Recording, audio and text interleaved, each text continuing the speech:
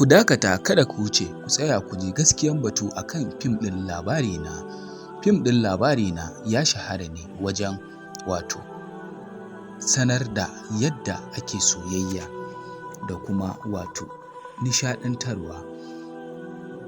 Inda Aminu Saira yake sanar da cewa nan ba da jimawa ba suna shirin ɗaukan fim ɗin Labarina kuma za su sake kafin azumi ko kuma cikin azumi ko kuma bayan azumi.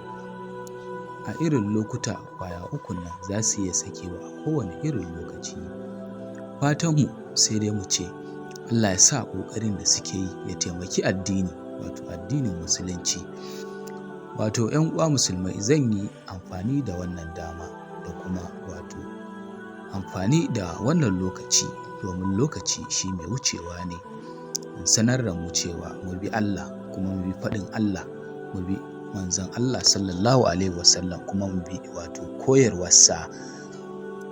Mu yi imani da Allah kuma mu yi imani da manzon Allah, sannan mu yi imani da sauran sahabbansa. Inda zan ƙara tunatar da mu cewa duk abin da muke da kuma duk rayuwar da muke mu sa Allah a ranmu kuma mu rinƙa jin tsoron Allah. Mu miyar da Allah shine komai. Inda zan ƙara tunatar da mu cewa lokutan da Allah ya bamu mu yi amfani da shi wajen taimakawa addininmu da kuma yaɗa manufa ta addininmu, addinin musulunci. Mu yi ƙoƙari mu rinƙa yin kyauta, mu rinƙa yin sadaka, mu rinƙa kuma son junanmu, mu rinƙa taimakawa iyalanmu, sannan mu rinƙa taimakawa 'ya'yanmu kuma mu rinƙa taimakawa wanda suke ƙarƙashinmu. Misali kamar yaran aikinmu ko kuma yaranmu wanda muka haifa a cikinmu. Kada mu zamanto masu son zuciya ko kuma masu son rai a rayuwa ta duniya. Mu zamanto mutane masu tausayi da kuma jin ƙai a cikin rayuwarmu. Kada mu zamanto mutane masu son rai a cikin rayuwa ta zaman duniya, domin ita 'yar ƙalilan ce mai ƙarewa ce.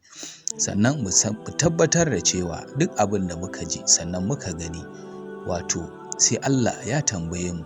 Mu zamanto masu jin abin da zai amfane mu kuma mu zamanto masu ganin abin da zai amfane mu, wanda ba za mu yi asarar wannan lokutan ba. Zan ƙara tunatar da mu cewa mu zamanto masu tsoron Allah, mu zamanto masu tausayi da kuma imani. Azumi muka sa a gaba, mu zamanto masu tsoron Allah, mu yi shi daidai domin Allah sai ya tambaye mu, kuma wajibi ne Allah ya wajabta mana ga dukkanin musulmi. Mu zamanto masu tawali'u, masu haƙuri, masu kuma jin ƙan junanmu a yayin azumin.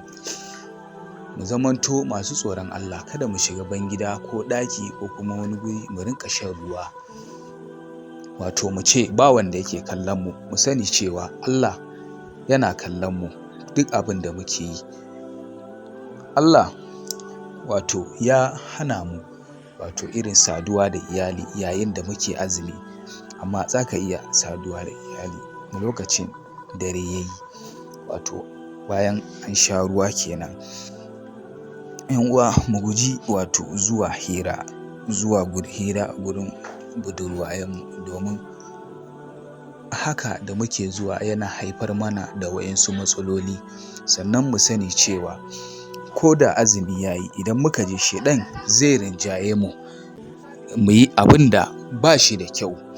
Sabida haka nake ƙara tunatar da mu, nake kuma ƙara tunasar da mu akan cewa mu zamanto masu jin tsoron Allah kafin azumi da kuma cikin azumi da kuma bayan azumi, domin lokaci ne mai falala, mai fa'ida, mai kuma tagomashi, wadda a cikin watanni 12 shi Allah ya zaɓa ya cire shi ƙwaya ɗaya tal, wanda